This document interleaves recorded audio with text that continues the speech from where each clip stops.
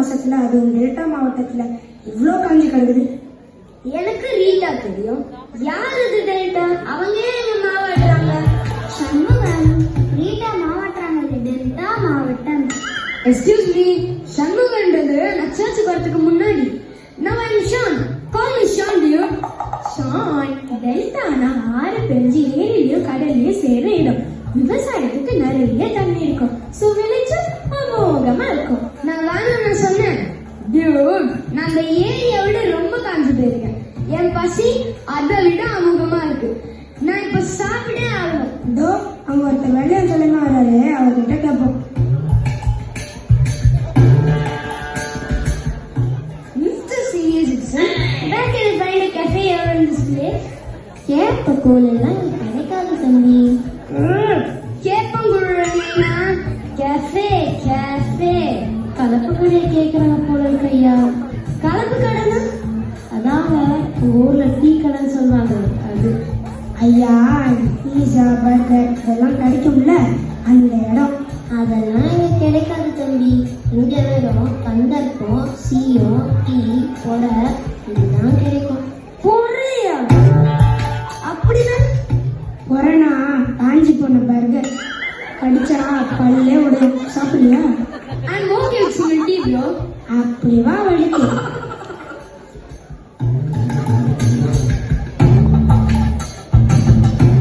வாங்க வாங்க, மெட்ராஸ்ல இருந்து வரீங்களோ? எல்லாரும் நல்லா இருக்கீங்களா? They are great bro. Greta?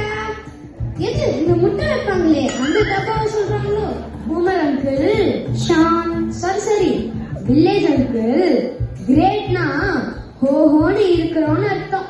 ஓன்னு நானா கேட்டியாமா சங்கதிய? ஓன்னு இருக்காங்களாமே. நாங்க எல்லாம் இங்க ஓன்னு அழுதுன்னு இருக்கோம். நீங்க எல்லாம் ஓன்னு இருக்கீங்களா? எப்படி? ஐயா, உயரத்துல தூக்கி வச்சா அப்படின்னா ஓஹோன்னு தானே இருக்க முடியும். அடியா நீ உயரத்தை தூக்கி வச்சா பயமாலாம் இருக்கும். என்ன சொல்ல வராங்க இந்த மெட்ராஸ்காரங்க? என்ன ஃப்ரெண்ட்ஸ், உங்களுக்கு நல்லா புரியுற மாதிரி ஆடி பாடி காமிச்சிடலாமா?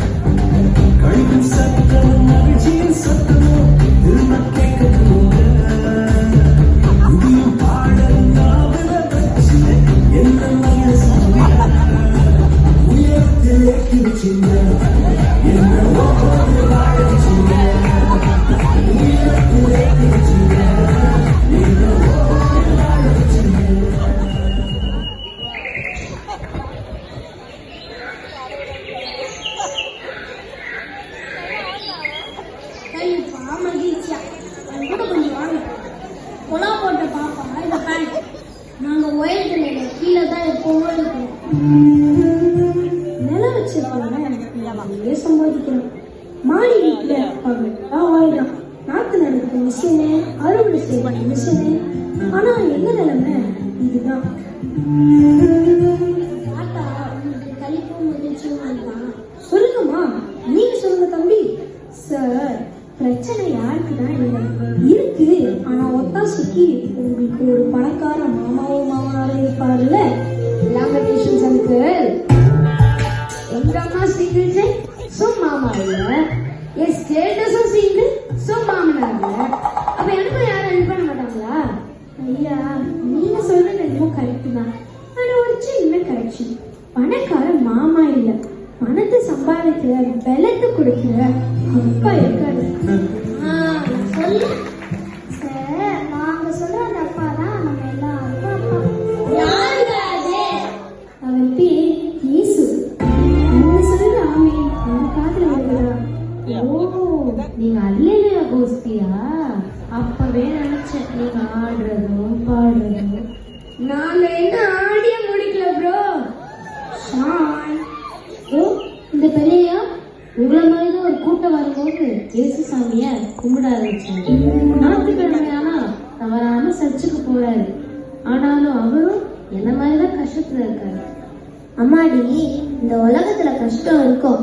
ஒரு கூடார வனாந்திர வாழ்க்கை தான் வாழணும்.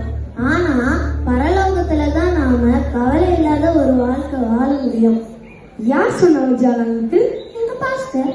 சுத்தம்.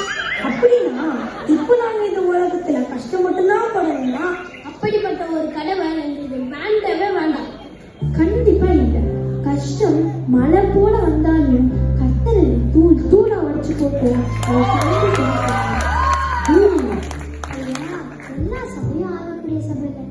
எந்த ஒரு சபை வார்த்தையில இருக்கிற சத்தியத்தை போதிக்குதோ அப்படின்னா ஆகக்கூடிய சபை. அதை விட்டுட்டு கோட்ஸ் போடுறாங்க, கலர் கலரா லைட்டை போடுறாங்க. என்ன சொல்றது? இவ்வளோ சுத்தமா ஆராதிக்குமா அப்படின்னு கேட்கறாங்க. ஐயா, நீங்க ஜல்லிக்கட்டுக்கு போனீங்கன்னா கையை கட்டிட்டு அமைதியா பண்ணி பாப்பீங்களா? நீ வேற டியூட், நல்லா தாரு கம்பட்டம் அடிச்சு சும்மா குதி குதின்னு குதிப்பாங்க. அலங்காநல்லூர் காலை அடக்கிறதுக்கு இவ்வளோ அலங்காரம்னா உன் அலங்கத்துக்குள்ள வச்சு பாதுகாத்து சாத்தான அடக்கிறதுக்கு இல்லாம பாவத்தை ஜெயிச்சு மறுவர்க்கத்தையே நீட்ட எங்க இயேசுவை எவ்வளோ ஆதரிக்கணும். ஹலோ, இருக்கீங்களா? இதோட சேர்த்து நாங்க ஆடுவோம்.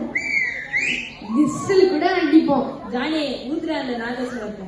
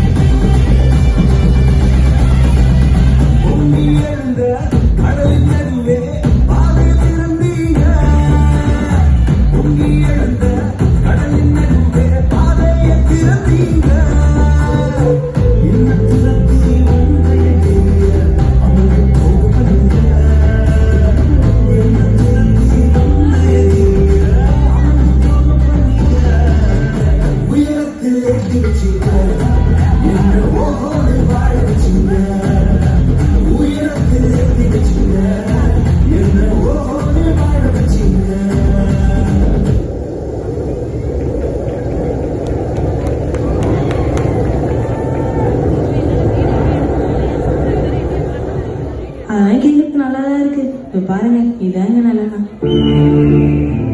டெல்டா மாவட்டத்துல இருந்தும் எங்களுக்கு விவசாயம் செய்ய போதுமான தண்ணி தர மாட்டாங்க.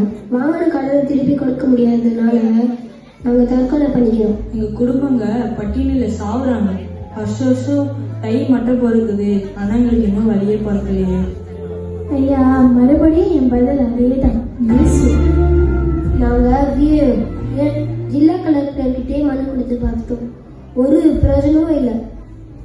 இவ்வளோ பேர்கிட்ட மனு கொடுத்ததுக்கு இயேசு கிட்ட உங்க மனசை கொடுத்துருக்கலாம்.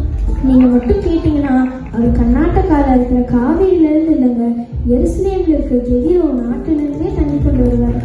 இந்த தண்ணி உங்களுக்கு ஒரு நல்ல விளைச்சலை தான் தரும்.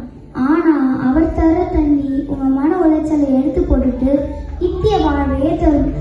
அவர் ஆதியும் அந்தவுமானவங்க, ஆல்பா அண்ட் ஒமேகா. இது என்ன ஆஃப்டர் ஆல் டெல்டா. ஷான் அட்ரா மேலத்தை.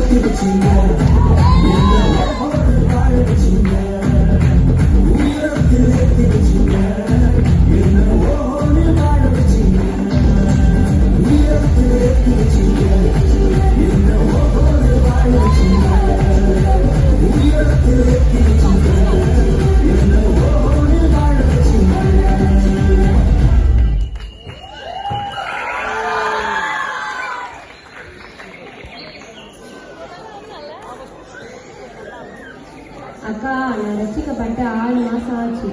உள்ள என்னமோ கொஞ்சம் சந்தோஷம் இருக்கு. ஆனா நீங்க சொல்ற மாதிரி போகணும்னு ஆகலைக்கா. அம்மா, நீ ரசிக்கப்பட்டதே தேவ கிருபை.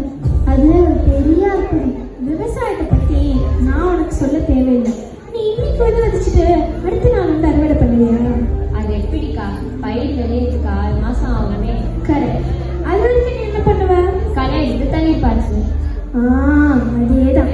நீ இப்பதான் ரசிக்கப்பட்டிருக்க. இயேசுவை விசுவாசிக்கணும். தொடர்ந்து அவருடைய வார்த்தையை கேட்கணும். அப்போ உன்னுடைய மனம் அவர் கிருபையினால் புதுப்பிக்கப்படும். அதுக்கப்புறம் அமோக விளைச்சலை பார்க்குற மாதிரியே வாழ்க்கையில அளவிட முடியாத நல்லது பார்ப்போம். ஆண்டி, எனக்கு படிக்கணும்னு ரொம்ப ஆசையா இருக்கு. ஆனா எங்க அப்பா என்னை வேலைக்கு அனுப்பிச்சிட்டாரு. அக்கா, எனக்கு கல்யாணம் ஆகி 6 வருஷம் ஆகுது. எனக்கு இன்னும் குழந்தை இல்லை. நாக்கு மேல பல்ல போட்டு இந்த சாதி சமயம் என்னை இஷ்டத்துக்கு பேசுறாங்க. அங்கிள், என் அப்பாவும் அம்மாவும் எப்ப பார்த்தாலும் சண்டை போட்டுட்டே இருக்காங்க. உங்களுக்கு மட்டும் இல்லை, எல்லாருக்கும் ஒரே வழி இயேசுதான். நாம எல்லாரும் இப்படியெல்லாம் கஷ்டப்படக்கூடாதுன்னு தான் அவர் கல்வாரி சிலுவையில அதெல்லாம் எடுத்து போட்டு ஷலோம்னு சொல்லக்கூடிய பரிபூர்ண சமாதானத்தை நமக்கு கொடுத்தாரு.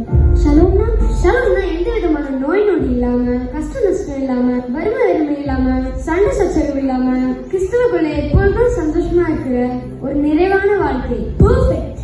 நீங்க மட்டும் இயேசு உங்களுடைய கோட்டையா வச்சீங்கன்னா அவர் இந்த புது கோட்டையிலேயே தமிழ்நாட்டுடைய புதிய நெற்களஞ்சியமா மாத்திடுவாரு. இன்னும் கொஞ்ச நாள்ல கிறிஸ்துமஸ் வருது. உலகத்துல இருக்க எல்லாரும் புது ட்ரெஸ் போட்டு கேக் வெட்டி பலகாரம்லாம் செஞ்சு கொண்டாடுறாங்க. அதெல்லாம் தப்பு இல்லை.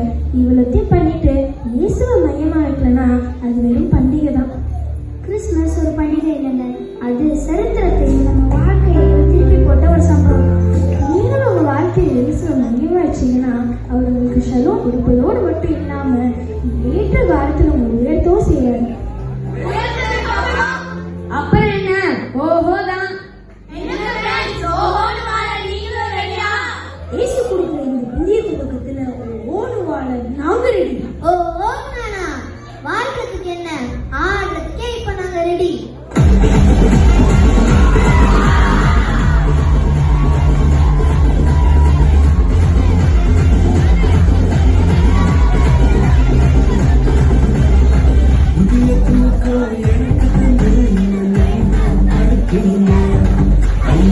புதிய